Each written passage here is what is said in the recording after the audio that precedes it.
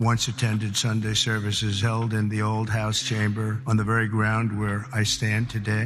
এবার ফিলিস্তিনের গাজায় হামাস ও ইসরায়েলের মধ্যকার যুদ্ধবিরতি চুক্তি অবসানের হুমকি দিয়েছেন যুক্তরাষ্ট্রের নবনির্বাচিত প্রেসিডেন্ট ডোনাল্ড ট্রাম্প। 10 ফেব্রুয়ারি সোমবার তিনি বলেছেন, শনিবার দুপুরের মধ্যে হামাস যদি সব ইসরায়েলি জিম্মিকে মুক্তি না দেয় তাহলে তিনি এই চুক্তি শেষ করে দিতে পারেন।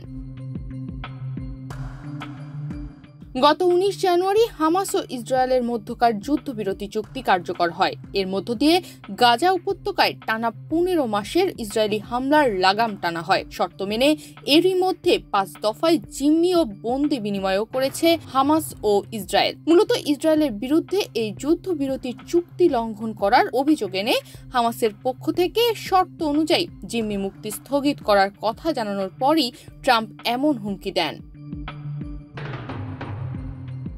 তবে ট্রাম্পের এই এক ঘোষণায় পরিস্থিতি অনেকটাই ঘোলাটে হয়ে ওঠে। মার্কিন প্রেসিডেন্ট হিসেবে ক্ষমতা নেওয়ার পর ট্রাম্প জানান, গাজার নিয়ন্ত্রণ নেবে যুক্তরাষ্ট্র, খালি করা হবে গাজা উপত্যকা। শুধু তাই নয়, সেখানকার 20 লাখের বেশি বাসিন্দাকে অন্যত্র সরিয়ে নেওয়া হবে।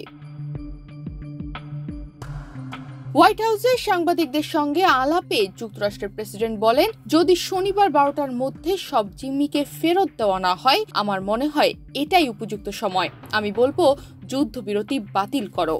আন্তর্জাতিক সংবাদ মাধ্যম এএফপি থেকে জানা যায়, হামাসের সামরিক শাখা কাসাম ব্রিগেডের মুখপাত্র আবু উবাইদা সোমবার এক বিবৃতিতে বলেন, 15 ফেব্রুয়ারি জিম্মি মুক্তির কথা রয়েছে, তবে পরবর্তী নোটিশ না দেওয়া পর্যন্ত জিম্মি মুক্তি স্থগিত থাকবে। তিনি আরও বলেন, ইসরায়েলের কারণে যুদ্ধবিরতির পর বাস্তুচ্যুত ফিলিস্তিনিদের উত্তর গাজায় ফিরতে দেরি হয়েছে, তাদের গুলির লক্ষ্যবস্তু করা হয়েছে। এছাড়া গাজায় পর্যাপ্ত ত্রাণ পৌঁছাতে দেয়নি ইসরায়েল, তাই পরবর্তী নোটিশ না দেওয়া পর্যন্ত জিম্মি মুক্তি স্থগিত থাকবে।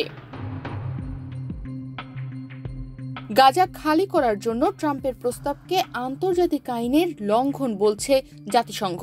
এদিকে চলতি সপ্তাহে ওয়াশিংটনে জর্ডানের বাদশাহ দ্বিতীয় আব্দুল্লাহর সঙ্গে ট্রাম্পের বৈঠক করার কথা রয়েছে।